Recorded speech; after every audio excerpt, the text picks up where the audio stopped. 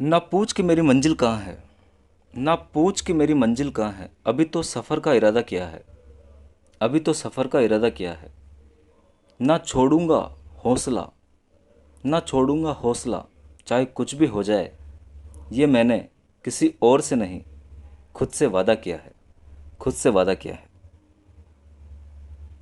तो सभी अभ्यर्थियों को मेरा प्यार भरा नमस्कार।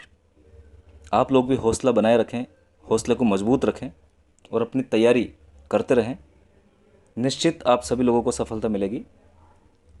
आज का ये वीडियो बायोटेक्नोलॉजी एप्लीकेशंस और प्रिंसिपल्स के ऊपर जो इम्पोर्टेंट मल्टीपल चॉइस क्वेश्चंस की सीरीज है उसके ऊपर बनाया गया है। तो क्वेश्चन नंबर 1 की मैं बात कर रहा हूँ। प्रतिबंधन एंडोन्यूक्लियस या रेस्ट्रिक्शन एंडोन्यूक्लियस डीएनए के विशिष्ट शाख अनुक्रम को पहचानते हैं। किस प्रकार के विशिष्ट शाख अनुक्रम को प्रतिबंधन एंडोन्यूक्लियस पहचानेंगे? पहला ऑप्शन है पैलिंड्रोमिक न्यूक्लियोटाइड अणुओं को, वीएनटीआर को, मिनी सेटेलाइट को या उपयुक्त में से सभी को। तो आपका आंसर हो जाएगा पैलिंड्रोमिक न्यूक्लियोटाइड अणुओं को या पैलिंड्रोमिक सीक्वेंसेस को रेस्ट्रिक्शन एंडोन्यूक्लियस पहचानेगा। पैलिंड्रोमिक न्यूक्लियोटाइड सीक्वेंस आपने देखी है, हम आगे से पढ़ेंगे मलयालम या पीछे से पढ़ेंगे तो वो एक ही होती है, तो उसको हम पैलिंड्रोमिक सीक्वेंस कहेंगे। वीएनटीआर की फुल फॉर्म आप यहाँ पर याद रखेंगे, वेरिएबल नंबर टेंडम रिपीट, जो कि डीएनए फिंगरप्रिंटिंग में काम में ली जाती है। मिनी सेटेलाइट की यदि हम बात करें तो ये भी रिपीटेटिव डीएनए की सीक्वेंस होती है, जिसमें 10 से 60 बेस पेयर्स 5 से 50 बार रिपीट होते हैं और हाईली म्यूटेशन वाले सेंटर होते हैं मिनी सेटेलाइट। क्वेश्चन नंबर 2 की आगे हम बात करते हैं। क्वेश्चन नंबर 2 है हमारे पास, GAA-TTC किस प्रतिबंधन एंडोन्यूक्लियस का अभिज्ञान स्थान है? तो बहुत ही इंपॉर्टेंट प्रश्न है और ये सीक्वेंस से आप याद रखेंगे GAA-TTC। तो डियर स्टूडेंट्स, पहला ऑप्शन है हिंद थर्ड का, दूसरा इको R1 का, तीसरा BAM1 का और चौथा है ही थर्ड का। तो इसका आंसर आप डायरेक्ट याद रखेंगे इको R1 की ये सीक्वेंस होती है, यानी ये एंडोन्यूक्लियस इस सीक्वेंस को पहचानता है और कट लगाएगा इसके G और A सिरे पर। डायरेक्ट आपको याद रखना है। आणविक तकनीक जिसमें किसी भी इच्छित जीन की अनेक प्रति इन विट्रो संश्लेषित की जा सकती है क्या कहलाएगी? तो बिल्कुल आप देखिए, ऐसे आणविक तकनीकी जिसमें किसी भी इच्छित जीन की अनेक प्रति इन विट्रो हम संश्लेषित करेंगे या परख नली या प्रयोगशाला में बनाएंगे, वो टेक्निक क्या कही जाएगी? तो उस टेक्निक का नाम, पहला ऑप्शन हमारे पास एलिजा, दूसरा पीसीआर, तीसरा जेल इलेक्ट्रोफोरेसिस और चौथा है फ्लो साइटोमेट्री। एलिजा की फुल फॉर्म आप सभी को आनी चाहिए, enzyme linked immunosorbent assay. PCR polymerase chain reaction, gel electrophoresis DNA खंडों को पृथक करती है और फ्लो साइटोमेट्री किसी भी सेल की फिजिकल और केमिकल स्थिति का पता लेज़र किरणों के द्वारा लगाती है। तो यहाँ पर आपका आंसर हो जाएगा पीसीआर। पीसीआर वो आणविक तकनीकी है जिसमें किसी भी इच्छित जीन की अनेक प्रतियां हम परख नली के अंदर या लेबोरेटरी कंडीशन में, इन विट्रो कंडीशन का अर्थ लेबोरेटरी कंडीशन में कर सकते हैं संश्लेषित, इनको हम लेबोरेटरी कंडीशन में कर सकते हैं। क्वेश्चन नंबर 4 की आगे मैं बात करता हूँ। जीन गन इनमें से किसके लिए उपयुक्त है? पादप कोशिकाओं का रूपांतरण, डीएनए अंगुली छाप प्रक्रिया, अहानिकारक रोगजनक संवाहक और चौथा ऑप्शन है संवहकों के साथ जुड़कर पुनर्योगज या पुनर्योजन डीएनए का निर्माण। बिल्कुल, तो जीन घन रिकॉम्बिनेंट डीएनए बनाने के लिए उपयोग में ली जाती है, तो आपका आंसर यहाँ पर हो जाएगा संवहकों के साथ जुड़कर या वेक्टर के साथ जुड़कर पुनर्योजन डीएनए का निर्माण करने में जीन गन उपयुक्त होती है। पुनर्योगज डीएनए प्रौद्योगिकी द्वारा निर्मित प्रथम मानव हार्मोन इनमें से कौन है?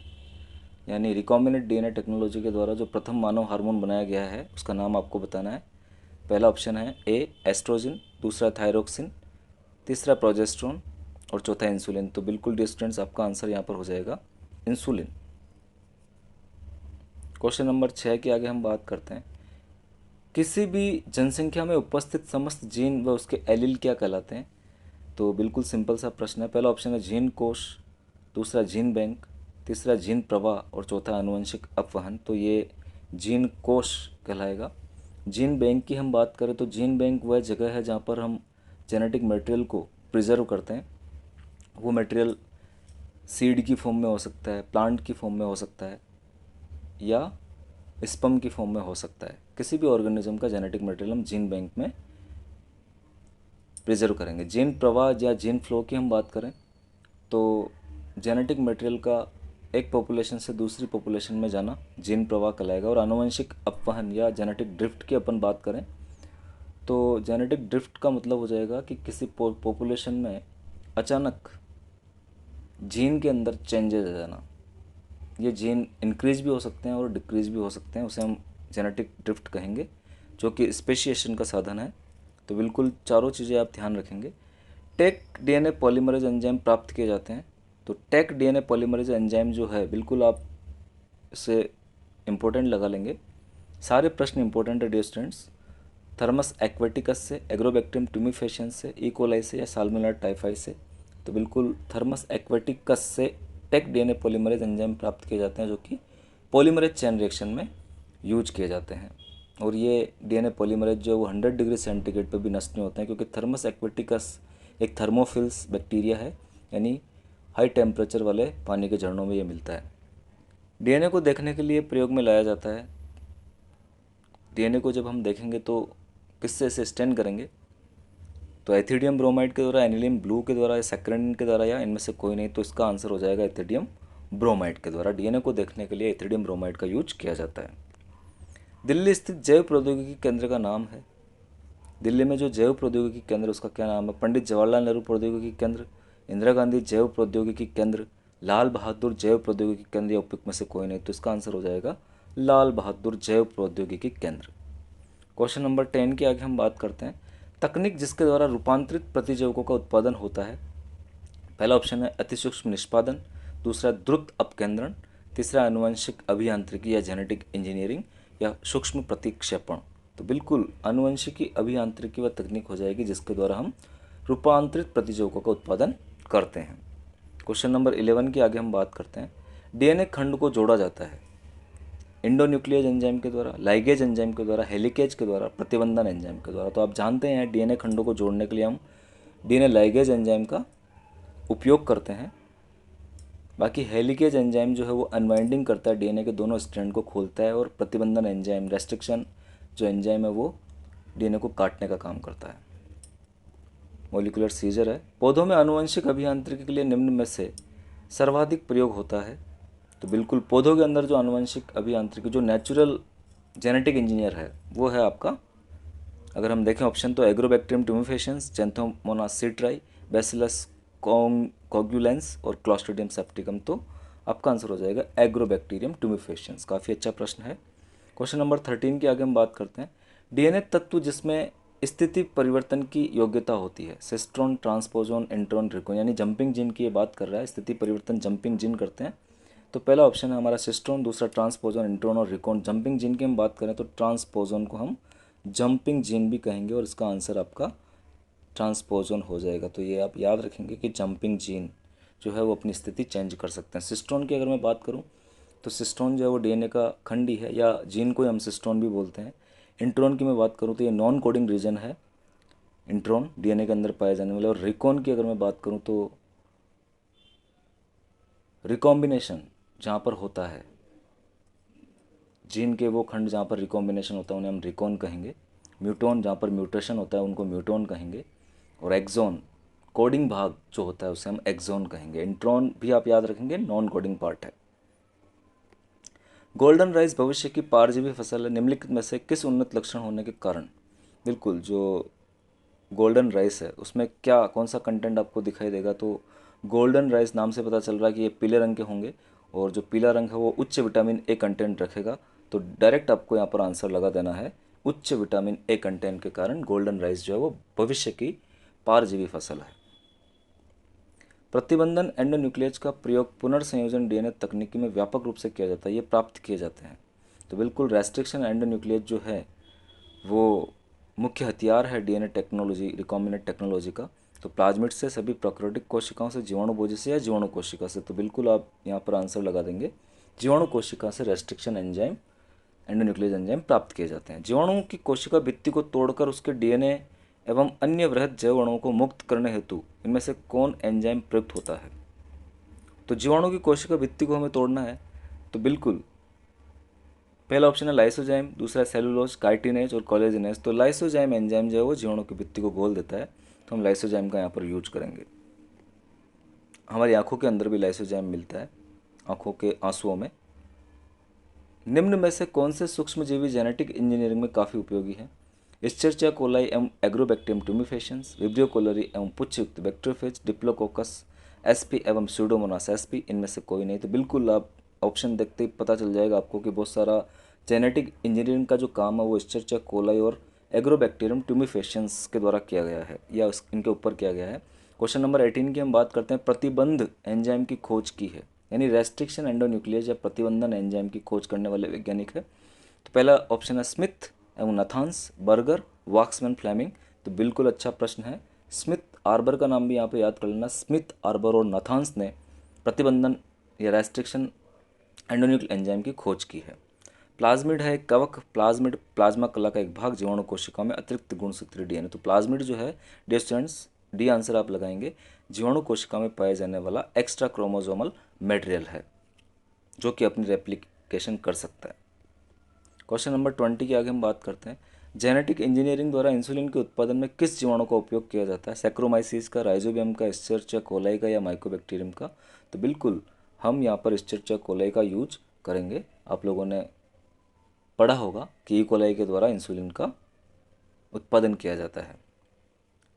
उच्च खालिस्तान है। उच्च जीवों में क्लोनिंग के लिए एक वेक्टर के रूप में प्रयोग किया जाता है। रेट्रोवायरस, बैकुलोवायरस, साल्मोनेला, टाइफीम्यूरियम और राइजोप्लास नाइग्रिकेंस। तो बिल्कुल रेट्रोवायरस यहाँ पर आप आंसर लगा देंगे, जो कि उच्च जीवों में क्लोनिंग वेक्टर के रूप में काम करता है। राइजोपस नाइग्रिकेंस भी हो गया। क्वेश्चन नंबर 22 के आगे हम बात करते हैं। 4 साल के बच्चे के ऊपर जीन थेरेपी का पहला क्लिनिकल अनुप्रयोग किसके लिए था? तो बिल्कुल जो जीन थेरेपी पहले की गई थी वो किसके लिए की गई थी? तो एडिनोसाइन डीएमिनेज की कमी के लिए, एडिनोसाइन की कमी के लिए, विकास की कमी के लिए। और यहाँ पे चौथा ऑप्शन थोड़ा मिसप्रिंट हो गया है, किसी की भी कमी यहाँ पर हो सकती है।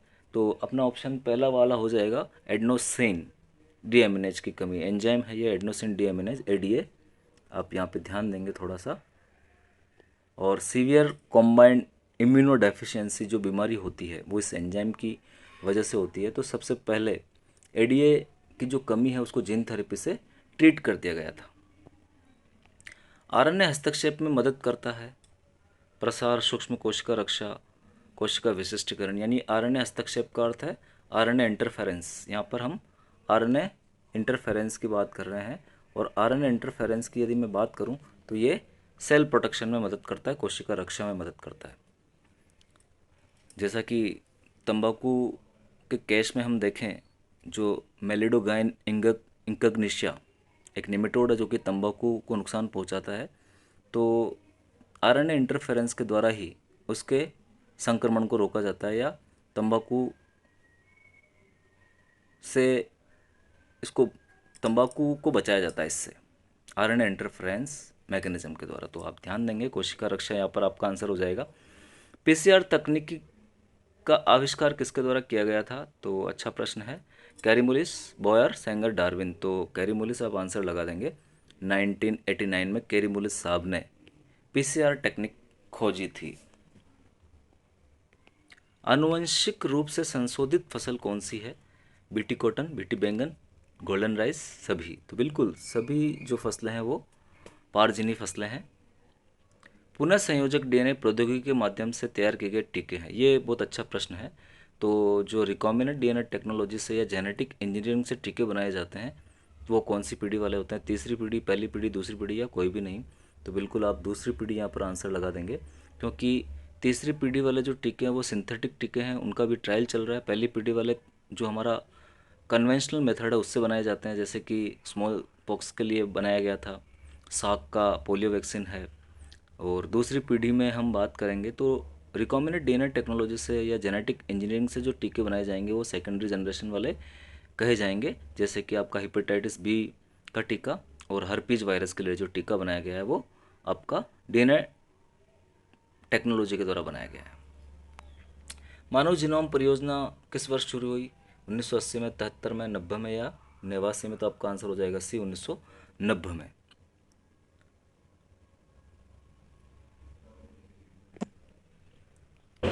आगे हम क्वेश्चन नंबर 28 की बात करते हैं।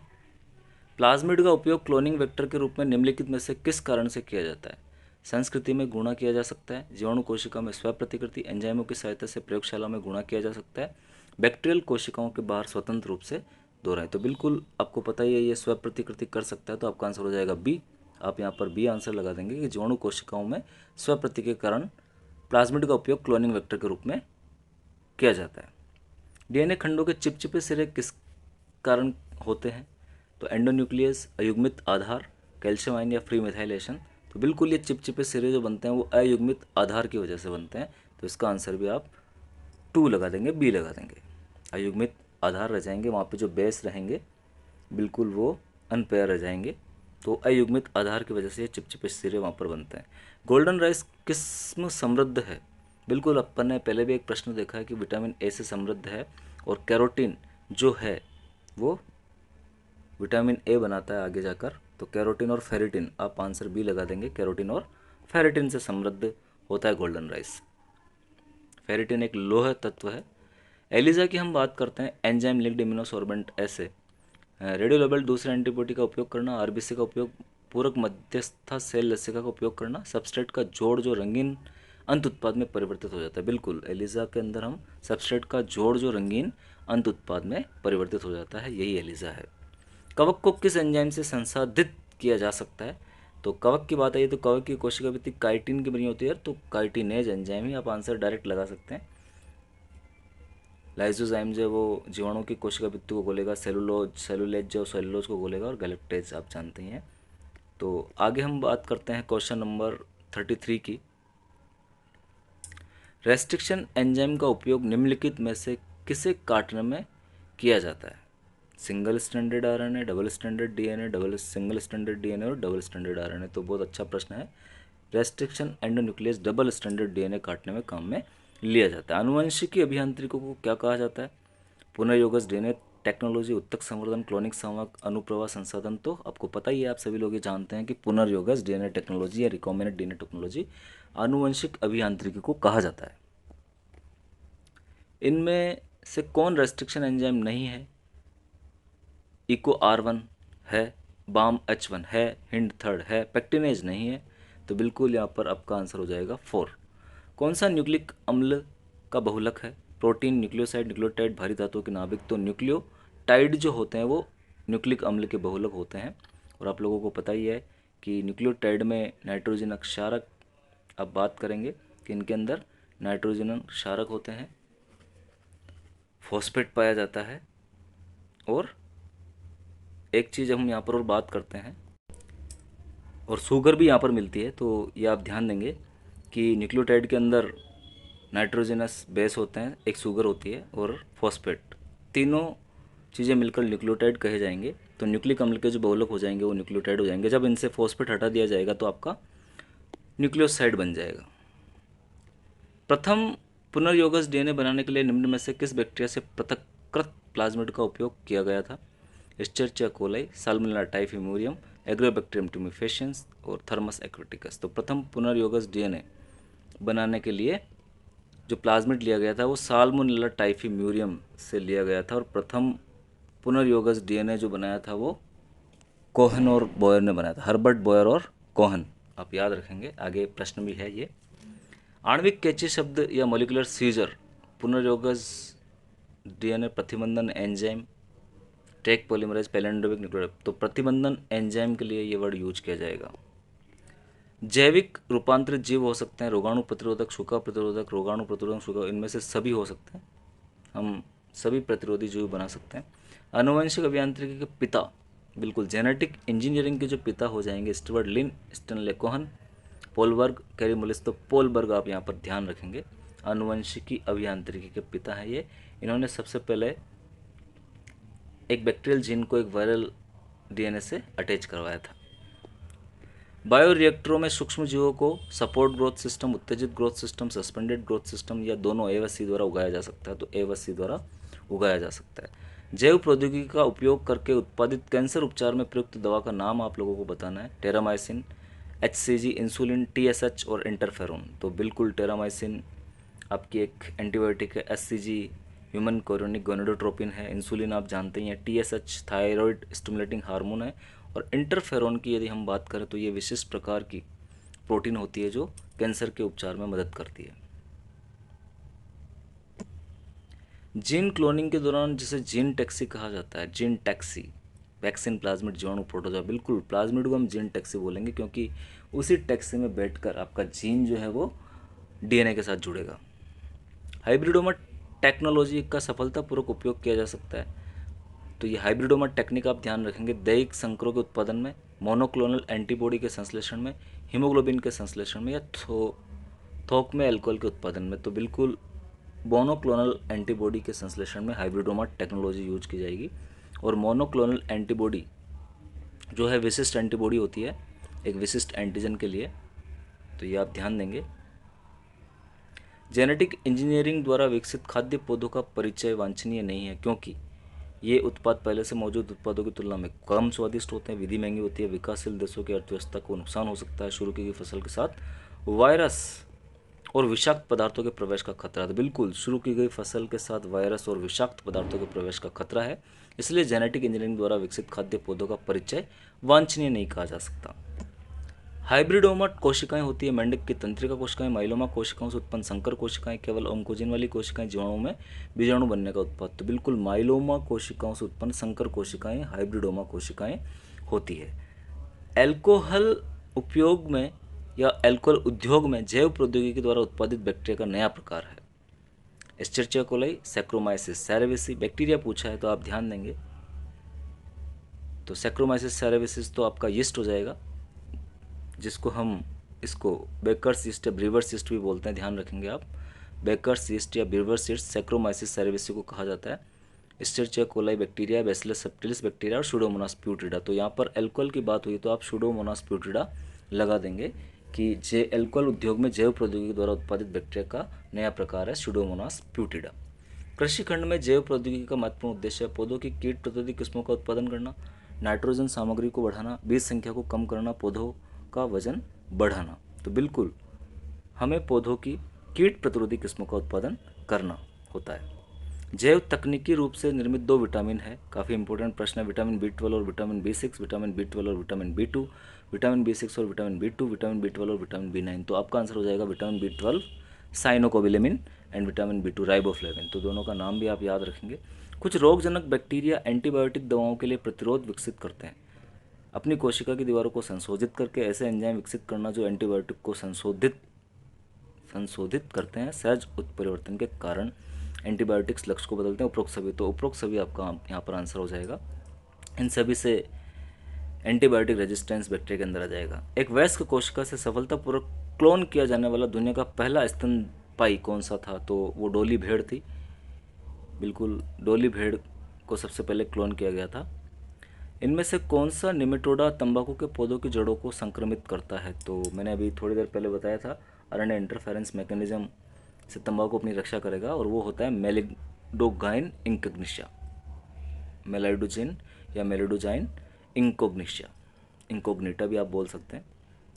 बैसिलस थुरिनजेंसिस द्वारा स्त्रावित आवेश प्रोटीन इनमें से कौन है? ट्यूबुलिन, इंसुलिन, क्राई प्रोटीन इनमें से सभी। तो बिल्कुल क्राई प्रोटीन बैसिलस थुरिनजेंसिस के द्वारा स्त्रावित आवेश प्रोटीन होती है। कृषि जैव प्रौद्योगिकी में प्रमुख तकनीकी है उत्तक संवर्धन, रूपांतरण, पादप प्रजनन, DNA प्रतिलिपिकरण। तो बिल्कुल कृषि जैव प्रौद्योगिकी में हम प्लांट टिश्यू कल्चर काम में लेते हैं, तो सबसे इंपॉर्टेंट हो जाएगा टिश्यू कल्चर। प्रतिजैविक फ्लेविसिन किससे प्राप्त होती है? तो आप नाम पे गौर करेंगे, एस्परजिलस फ्यूमिगेटस से, एस्परजिलस फ्लेवस से, स्ट्रेप्टोमाइसिस ग्रेसियस से, स्ट्रोमाइसिस फ्रेडिस से। तो एस्परजिलस फ्लेवस से। इको R1 एंजाइम का स्रोत है। बाम, अचाई, इकोलाई और भी दोनों और हिंड थर्ड। तो बिल्कुल नाम से पता चल रहा है इको R1 जो है इकोलाई से बनाया जाएगा। निम्नांकित में प्लाज्मिड कौन है? बाम, अचाई, इको R1, PBr322 और हिंड थर्ड। तो ये सी वाला आपका ऑप्शन हो जाएगा। PBr322 जो है प्लाज्मिड है, बाकी तीनों रेस्ट्रिक्शन एंजाइम है। निम्न में से कौन से पादप से कीटनाशी पायरेथ्रम बनाया जाता है? साइमोपोगोन, टेफ्रोसिया, क्राइजेंथेमम और विटिवेरिया। तो क्राइजेंथेमम से हम कीटनाशी पायरेथ्रम बनाते हैं। टाई प्लाज्मिड जो आनुवंशिक अभियांत्रिकी में प्राप्त होता है बैसिलस thuringiensis से, Escherichia coli से, एग्रोबैक्टीरियम राइजोजेंस से या एग्रोबैक्टीरियम ट्यूमिफेशियंस से। तो टाई प्लाज्मिड जो है वो एग्रोबैक्टीरियम ट्यूमिफेशियंस से प्राप्त किया जाता है। क्राई 1AB किसे नियंत्रित करता है? बहुत अच्छा प्रश्न है। कौन छेदक को, गेहूं के रस्ट को, कपास के कीटों को और मक्का के कीटों को। तो क्राई 1AB कौन छेदक को नियंत्रित करता है। और यहीं पर आप ध्यान रखेंगे क्राई सेकंड AB AC या सेकंड AB और क्राई फर्स्ट AC, ये दोनों ही आप ध्यान रखेंगे। क्राई सेकंड AB और क्राई 1AC ये दोनों जो है वो कॉटन बॉलवॉर्म को कंट्रोल करते हैं। कॉटन बॉलवॉर्म बिल्कुल ढंग से आप याद करेंगे। कॉटन बॉलवॉर्म को क्राई सेकंड AB और क्राई 1AC दोनों कंट्रोल करते हैं। आरएनए इंटरफेरेंस का प्रयोग रोगाणु को नियंत्रित करने हेतु किस पौधे में किया जाता है? तो बिल्कुल ये मैं आंसर बता चुका हूँ, तंबाकू। टोबे को आप डायरेक्ट आंसर लगा देंगे। ट्रांसजेनिक जीवाणु का प्रयोग निम्न को बनाने में करते हैं एपिनेफ्रिन, मानव इंसुलिन, थायरोक्सिन और कॉर्टिसोल। तो ट्रांसजेनिक जीवाणु का उपयोग हम मानव इंसुलिन बनाने के लिए करते हैं। और अमेरिका की इली लिली संस्था ने इसे बनाया और उसका नाम रखा है ह्यूमुलिन। ये भी आप ध्यान रखेंगे, ह्यूमुलिन। अमेरिका की इली लिली संस्था, मानव इंसुलिन उन्होंने बनाया है, उसका नाम रखा है ह्यूमुलिन। पहली ट्रांसजेनिक फसल थी, तो सबसे पहली ट्रांसजेनिक फसल सूत, अलसी, मटर, तंबाकू थी, टोबैको थी। लेग ऑपेरॉन किसका प्रतिनिधि है? अनुदेशी जीन क्रियाविधि का, दमनकारी जीन क्रियाविधि का, ग्रह संचालन जीन संरचना का, इन सभी का। तो रिप्रेसिबल जीन क्रियाविधि का लेग ऑपेरॉन प्रतिनिधि होता है।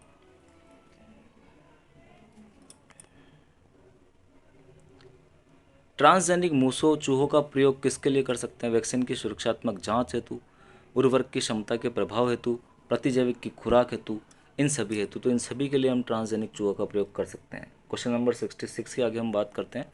जैव डकैती निम्न में से किससे संबंधित है? पारंपरिक ज्ञान, जैव अणु व जैव संसाधनों से जीन को निकालना, जैव संसाधन, उपरोक्त सभी। तो ये हो जाएगा आपका बी वाला, जैव अणु, जैव संसाधनों और जैव संसाधनों से जीन को निकालना जैव डकैती कही जाएगी। रिकॉम्बिनेंट डीएनए तकनीकी की खोज किसने की? हरगोविंद खुराना साहब ने, जेम्स डी वाटसन ने, S Kohn and H Boyer ने, सटन और बोहरी। तो कोहन और बोयर आ जाएगा आपका आंसर इसमें। भारत सरकार ने राष्ट्रीय जैव प्रौद्योगिकी बोर्ड की स्थापना की 1986 में, 1988 में, 1982 में, 1985 में। तो बिल्कुल 1982 में की। भारत सरकार ने राष्ट्रीय जैव प्रौद्योगिकी बोर्ड की स्थापना 1982 में की थी। जैव प्रौद्योगिकी शुद्ध विज्ञान नहीं है, यह निम्न से बना संयुक्त विज्ञान है। कोशिका विज्ञान, आणुविकी या मोलिकुलर बायोलॉजी, सूक्ष्म जैविकी और उपरोक्त सभी। तो सभी से मिलकर बना हुआ यह विज्ञान है। डीएनए के हेलिकल मॉडल को प्रस्तुत किया था। डीएनए का double helical model Chargaff, Hanson, Watson and Crick ने प्रस्तुत किया था। बायोफिल्म तकनीकी का उपयोग किया जाता है कंप्यूटर निर्माण में, अपशिष्ट जल उपचार में, मोनोक्लोनल एंटीबॉडी निर्माण में और ग्लूकोज। तो बायोफिल्म का उपयोग हम करेंगे अपशिष्ट जल उपचार में करेंगे, क्योंकि ये बायोफिल्म एक सतह प्रोवाइड करवाती है जिसके ऊपर बैक्टीरिया जो है वो ग्रोथ करते हैं, बैक्टीरियल ग्रोथ होती है और फिर अपशिष्ट जल का हम यहाँ से उपचार कर सकते हैं। भारत में बनाई गई एजेंसी जो जैव प्रौद्योगिकी के विकास पर नियंत्रण रखती है एनबीसीबी, एनबीबीटी, एनबीटीबी और एनसीटीबी। तो बिल्कुल आप याद रखेंगे एनबीटीबी, नेशनल बायोटेक्नोलॉजी बोर्ड। सी आपका आंसर यहाँ पर हो जाएगा। जीन अभियांत्रिकी के तहत जीन का किया जाता है प्रतिकृतिकरण या प्रतिकृतिकरण, सेंट्रीफ्यूगेशन, मैनिपुलेशन और अवशोषण। तो बिल्कुल जीन अभियांत्रिकी में हम मैनिपुलेशन करते हैं जीन का। डोली नामक भेड़ को विकसित किया था एच जी खुराना ने, इयान विल्मुट ने, लालजी सिंह ने और विलियम्स ने। तो बिल्कुल डॉक्टर इयान विल्मुट आप याद रखेंगे। प्रोटोप्लाज्म संलयन हेतु उपयोग करते हैं इथाइलिन ग्लाइकोल, पायरुविक अम्ल, एटीपी और लाइगेज। तो प्रोटोप्लाज्म संलयन हेतु हम इथाइलिन ग्लाइकोल केमिकल का यूज करेंगे। ग्लाइकोल कर लेना इसको, इथाइलिन ग्लाइकोल। पुनर्योगस डीएनए तकनीकी द्वारा निम्न पदार्थों में से कौन से पदार्थ प्राप्त किए हैं? सोमेटोस्टेटिन, इंसुलिन, इंटरफेरॉन, उपरोक्त सभी। तो सोमेटोस्टेटिन एक वृद्धि हार्मोन है, इंसुलिन को भी प्राप्त किया, इंटरफेरॉन को भी किया है। तो उपरोक्त सभी आपका आंसर हो जाएगा। ये सभी चीज़ें हमने रिकॉम्बिनेंट डीएनए टेक्नोलॉजी से बना ली है। निम्न में से कौन सा प्लाज्मिड नेफ्थलिन का विखंडन करता है? ऑक्ट, जाइलिन, कैम और एनएच। तो ऑक्ट जो है वो सुडोमोनास प्यूटिडा के लिए है, जाइलिन एक्सवाइएल जाइनिन के लिए, कैम कैम्फर के लिए, एनएच नेफ्थलिन के लिए एनएच हो जाएगा आपका प्लाज्मिड। सुपर बग नाम किस जीव को दिया गया? तो सुपर बग नाम जो दिया गया वो सूडोमोनास प्यूटोरिडा का भी दिया गया। डायरेक्ट आपको आंसर लगा देना है। आनंदो मोहन चक्रवर्ती ने ये खोज की थी, आनंदो मोहन चक्रवर्ती। जैव भार से प्राप्त किए जा सकते हैं अल्कोहल, जैव गैस, सिरका, उपरोक्त सभी तो सभी प्राप्त किए जा सकते हैं। सभी प्लास्टिक उद्योग में एक्रिलिक अम्ल हेतु उपयोग में लाया जाता है बैसिलस, पेनिसिलियम, एस्परजिलस और क्लोस्ट्रिडियम। तो बिल्कुल एक्रिलिक अम्ल के लिए यहाँ पर एस्परजिलस का उपयोग में लाया जाता है। किण्वन द्वारा प्राप्त किए जाते हैं किण्वक, प्रतिजैविक, अल्कोहल, उपरोक्त सभी तो सभी। किण्वन द्वारा प्राप्त किए जा सकते हैं विटामिन, पॉलीसेकेराइड, औषधि और रसायन सभी तो सभी। प्लाज्मिड का स्थानांतरण एक जीवाणु कोशिका से दूसरी जीवाणु कोशिका में किस क्रिया के द्वारा होता है? Conjugation, binary fission, transformation, sexduction. तो बिल्कुल कॉन्जुगेशन के द्वारा होता है। फेग वाहक में निम्न में से किस लंबाई के डीएनए सूत्र का रोपण संभव है? तो बिल्कुल मिनिमम जो लंबाई है 25 केबी हम यहाँ पर ले सकते हैं, 25 केबी का रोपण संभव है। PBr 322 क्लोनिंग वाहक का प्राकृतिक स्रोत है। अच्छा प्रश्न है। इकोलाई, स्टेओरियस, वे सेप्टिलिस और स्यूडोमोनास प्यूटिडा। तो आपका आंसर हो जाएगा इकोलाई। बाह्य या पैसेंजर डीएनए की विशेषता होती है एक सिरा चिपचिपा होना, दोनों सिरों का चिपचिपा होना, डीएनए का वृत्ताकार होना, उपरोक्त में से कोई नहीं।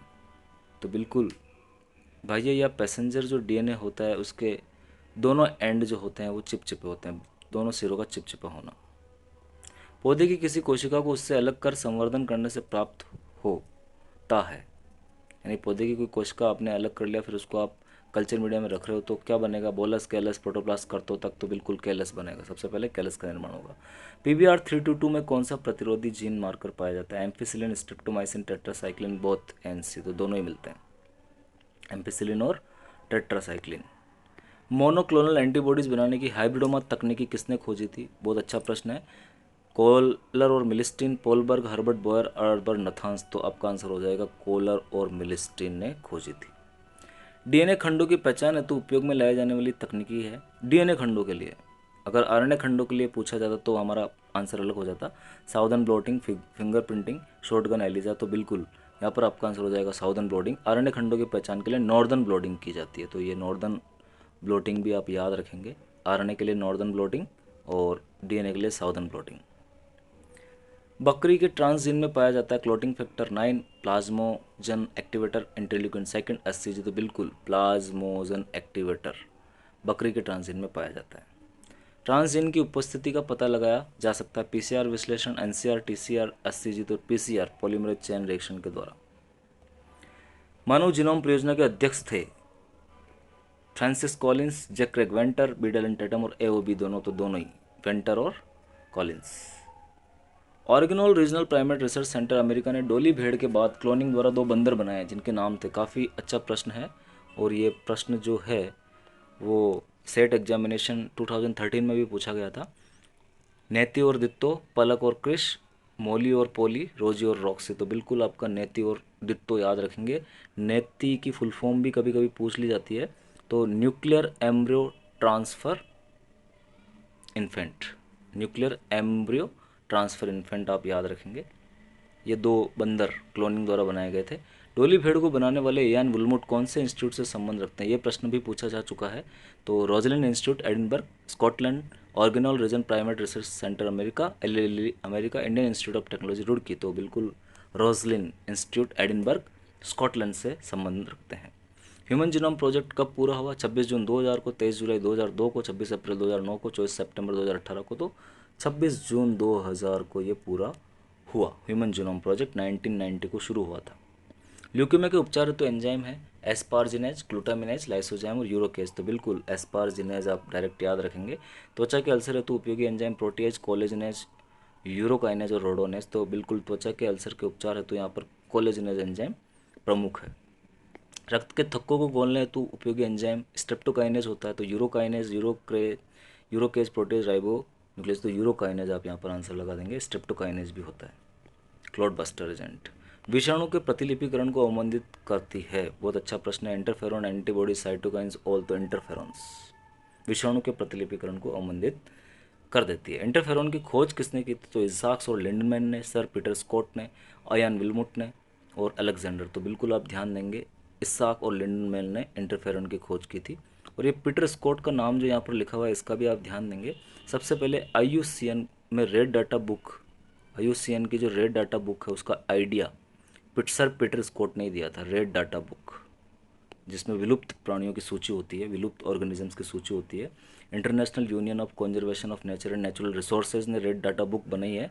उसका आइडिया देने वाले जो थे वो सर पीटर स्कॉट थे, जो कि IUCN के एडिटर हैं। कीटों में क्रिस्टल प्रोटीन का निर्माण करता है amoeba Proteus, bacillus thuringiensis, trichoderma viride और क्यूलेक्स लार्वा तो बैसिलस thuringiensis क्रिस्टल प्रोटीन बनाता है। गाय या बकरी के दूध से बनाया किण्वित उत्पाद जो मिश्र में चाव से खाया जाता है, बहुत अच्छा प्रश्न है। मिश्र में चाव से खाया जाने वाला गाय और बकरी के दूध से बना किण्वित उत्पाद लेबेन कहा जाएगा। क्यूमिस जो है वो ऊँटनी के दूध से बनाया जाता है और ये रूस में प्रचलित है। मेड जून की अगर मैं बात करूँ तो ये योगर्ट की जैसे होता है और खट्टा दूध आप मान सकते हैं। और कैफिर की मैं बात करूँ तो ये कैफिर के दाने होते हैं जो मिलाए जाते हैं दूध के अंदर और उससे किण्वित एक औषधि बनाई जाती है। तो ये सब आप ध्यान रखेंगे। अपशिष्ट जल के शुद्धिकरण की क्रिया है अवसादन, अल्ट्रा फिल्ट्रेशन, डिसइंफेक्शन। उपरोक्त सभी आपका आंसर हो जाएगा। COD का मान BOD की अपेक्षा होता है, तो अच्छा प्रश्न। कम ज़्यादा बराबर पहले फिर ज़्यादा, तो बिल्कुल ज़्यादा होता है हमेशा। COD का मान BOD की अपेक्षा ज़्यादा होता है। इसका कारण है कि बायोलॉजिकल ऑक्सीजन डिमांड की अगर हम बात करें तो उसमें तो बिल्कुल आप यहाँ पर देखेंगे कि COD का मान BOD से हमेशा अधिक आएगा, ज़्यादा होता है। तो उसका कारण है कि जैविक रूप से ऑक्सीकरण करने की अपेक्षा हम कार्बनिक यौगिकों का रासायनिक रूप से फटाफट से ऑक्सीकरण कर सकते हैं, तो COD का मान यहाँ पर जल्दी ज़्यादा हो जाएगा। BOD में हम जैविक रूप से कार्बनिक पदार्थों का ऑक्सीकरण करेंगे, यानी जो बैक्टीरिया है वो करेंगे, लेकिन COD में हम कार्बनिक यौगिकों का जो ऑक्सीकरण करेंगे वो रासायनिक पदार्थों के द्वारा करेंगे, तो वो जल्दी से हो जाता है जैविक ऑक्सीकरण की तुलना में। तो COD का मान BOD से हमेशा अधिक आएगा। जल में उपस्थित O2 की वह मात्रा जो कार्बनिक व कार्बनिक पदार्थों के विघटन हेतु आवश्यक होती है क्या कहलाती है? तो बिल्कुल ये आपका BOD की डेफिनेशन हो जाएगी, बायोलॉजिकल या biochemical oxygen demand. COD chemical oxygen demand होती है। कृत्रिम रक्त हेतु प्रतिस्थापन पदार्थ है, यानी आज की तारीख में कृत्रिम रक्त भी बनाया जा रहा है, ब्लड भी बनाया जा रहा है। ऑक्सीजेंट, हीमोसिस्ट, पॉलीहीम और अप्रोक्स तो अप्रोक्स सभी आप आंसर लगा देंगे। इसमें ऑक्सीजेंट आप थोड़ा सा याद रखेंगे। ऑक्सीजेंट जो है वो अमेरिका की एलियांस फार्मास्यूटिकल के द्वारा बनाया गया है और इसे टेफ्लॉन से बनाया गया है और ये कृत्रिम रक्त का एक सब्स्टिट्यूट है। ये सभी सब्स्टिट्यूट है, लेकिन ऑक्सीजेंट विशेष रूप से अमेरिका की एलियांस फार्मास्यूटिकल ने बनाया, टेफ्लॉन से बनाया है। Cetus corporation San Francisco America से संबंधित वैज्ञानिक है। बिल्कुल, सेट्स कॉरपोरेशन सैन फ्रांसिस्को से संबंधित वैज्ञानिक कैरी मुलिस है, जिन्होंने पॉलीमरेज चेन रिएक्शन बनाई है। टॉक पॉलीमरेज एंजाइम की क्रियाशीलता के लिए कौन सा आयन जरूरी है? तो टॉक जो पॉलीमरेज एंजाइम है जो कि PCR में यूज होता है, उसकी क्रियाशीलता के लिए डायरेक्ट आपको आंसर लगा देना है, Mg2+ आयन जरूरी होता है। एक रासायनिक अभिक्रिया में प्रतिबंधन एंडोन्यूक्लियस द्वारा जनित DNA खंडों को किसके द्वारा अलग किया जा सकता है? बिल्कुल, DNA खंडों को हमें अलग करना, तो अपकेंद्रीकरण, पॉलीमरेज चेन रिएक्शन, विद्युत संचलन, इलेक्ट्रोफोरेसिस और प्रतिबंधन मापन, तो विद्युत कण संचलन इलेक्ट्रोफोरेसिस के द्वारा इसे हम पृथक करेंगे। जीव और उसकी भित्ति निम्नीकारक एंजाइम के लिए निम्नलिखित में से कौन सुमिलित है? जीवाणु लाइसोजाइम ये सुमिलित है, पादप सेलुलोज सुमिलित है, शैवाल मिथाइलेज ये सुमिलित नहीं है और ये है। तो आपका आंसर हो जाएगा C। अपुनर्योजी जीवाणु की नीली निवह के विपरीत पुनर्योजी जीवाणु की निवह वाइट होती है, क्योंकि अपुनर्योजी जीवाणु में बीटा गैलेक्टोसाइडेज रहता है। अपुनर्योजी जीवाणु में अल्फा गैलेक्टोसाइड का निवेशन निष्क्रियण होता है। पुनर्योजी जीवाणु में अल्फा गैलेक्टोसाइड का निवेशन निष्क्रियण होता है और पुनर्योजी जीवाणु में ग्लाइकोसाइडेज एंजाइम का निष्क्रियण होता है। तो इसका आंसर आप लगाएंगे तो बिल्कुल आप लोगों का यहाँ पर आंसर हो जाएगा थर्ड, कि रिकॉम्बिनेंट बैक्टीरिया में अल्फा गैलेक्टोसाइडेज का निवेशन निष्क्रियण होता है, यानी इंसर्शनल इनएक्टिवेशन होता है। तो आपकी जो रिकॉम्बिनेंट जीवाणु की कॉलोनी हो जाएगी वो श्वेत यहाँ पर दिखाई देगी और अपुनर्योजी या नॉन रिकॉम्बिनेंट जीवाणु की जो कॉलोनी होगी वो नीली दिखाई देगी। तो उसका कारण है रिकॉम्बिनेंट जीवाणु में अल्फा गैलेक्टोसाइडेज का निवेशन निष्क्रियण होता है या इंसर्शनल इनएक्टिवेशन होता है, तो वो कॉलोनी वाइट दिखाई देगी।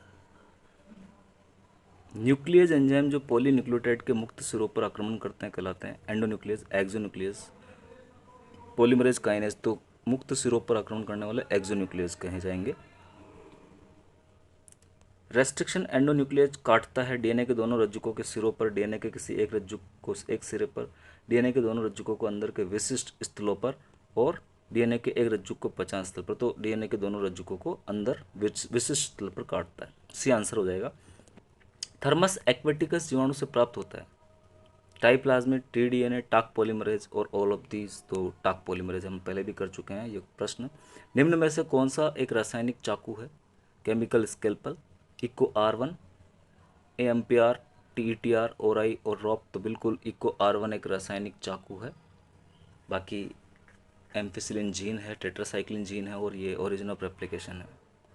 पॉलीमरेज चेन रिएक्शन महत्वपूर्ण होती है प्रोटीन संश्लेषण में, डीएनए संश्लेषण में, डीएनए आवर्धन में, जेल इलेक्ट्रोफोरेसिस में, तो डीएनए आवर्धन में। Amplification of DNA. Agarose gel में प्रयुक्त मैट्रिक्स का स्रोत है। एग्रोथ जेल हमें समुद्री घास, बायोरिएक्टर, नाभिकीय अम्ल मिश्रण, सेलुलोज, तो समुद्री घास से प्राप्त होती है। मैट्रिक्स जो होती है एग्रोथ जेल में वो समुद्री घास का स्रोत है। वो स्रोत, मैट्रिक्स का स्रोत समुद्री घास है। जेल इलेक्ट्रोफोरेसिस में एनोड की ओर सबसे पहले पहुंचने वाले होंगे बिना पचा डीएनए, डीएनए का सबसे बड़ा खंड, डीएनए का सबसे छोटा खंड, उपयुक्त में से कोई नहीं। तो डीएनए का सबसे छोटा खंड एनोड की तरफ सबसे पहले पहुंचेगा जेल इलेक्ट्रोफोरेसिस में। जीन गन में किस धातु के कणों पर डीएनए लेपित कर उनको उच्च वेग से पोषी कोशिका पर प्रेक्षित किया जाता है? तो जीन गन में आप डायरेक्ट याद रखेंगे सोना और टंगस्टन, स्वर्ण व टंगस्टन काम में लिए जाते हैं। डायरेक्ट आपको याद रखना है जीन गन में। डीएनए के पृथक्करण में ठंडा इथेनॉल मिलाने से, बिल्कुल हम लेबोरेटरी के अंदर ये प्रयोग करते हैं, बच्चों को भी करवाते हैं। डीएनए अवक्षेपित हो जाता है, डीएनए को मुक्त करने के लिए कोशिका खुल जाती है, रेस्ट्रिक्शन एंजाइम का कार्य सरल हो जाता है, प्रोटीन्स जैसे स्टोन्स अलग हो जाते हैं। तो बिल्कुल डीएनए अवक्षेपित हो जाता है उसमें चिल्ड इथेनॉल मिलाने पर। एग्रोथ जेल इलेक्ट्रोफोरेसिस में डीएनए अणुओं का पृथक्करण उनके किस गुण पर होता है? केवल आवेश पर, केवल आकार पर, आवेश आकार का अनुपात, उपयुक्त सभी, तो केवल आकार पर। रेस्ट्रिक्शन एंजाइम में रेस्ट्रिक्शन प्रतिबंधन का क्या अर्थ है? एंजाइम द्वारा डीएनए में फास्फोडाइस्टर बंधों को तोड़ना, डीएनए को केवल विशिष्ट स्थानों पर काटना, जीवाणुओं में बैक्टीरियोफेज के गुणन पर रोक। तो रेस्ट्रिक्शन प्रतिबंधन का जो अर्थ होता है वो होता है डीएनए को केवल विशिष्ट स्थलों पर काटना। Who propose biotechnology word at first, या सबसे पहले बायोटेक्नोलॉजी शब्द किसने दिया? तो बिल्कुल Karl Ereky, doctor Lalji Singh, Paul Berg, Herbert Boyer. तो आपका आंसर हो जाएगा Karl Ereky. Father of biotechnology भी कार्ल इरेकी को ही कहा जाता है। जेनेटिक इंजीनियरिंग के फादर को हम पोलबर्ग कहेंगे। और डॉक्टर लालजी सिंह की हम बात करें तो ये भारतीय डीएनए फिंगर प्रिंटिंग के जनक है। भारतीय इंडियन डीएनए फिंगर प्रिंटिंग के जो जनक हो जाएंगे वो हो जाएंगे आपके doctor Lalji Singh, father of DNA fingerprinting. और father of DNA fingerprinting Alec Jeffrey. अगर आपको वर्ल्ड वाला फादर पूछा है तो एलेक जेफरी आप बताएंगे, और इंडियन फादर पूछा है तो डॉक्टर लालजी सिंह। तो डियर स्टूडेंट्स, इस प्रकार से मैंने लगभग 123 प्रश्न बायोटेक्नोलॉजी एप्लीकेशंस प्रिंसिपल से करवाए हैं, और मैं आशा करता हूँ कि ये प्रश्न आप लोगों के लिए काफ़ी इंपॉर्टेंट सिद्ध होंगे। बहुत बहुत धन्यवाद। Thank you so much.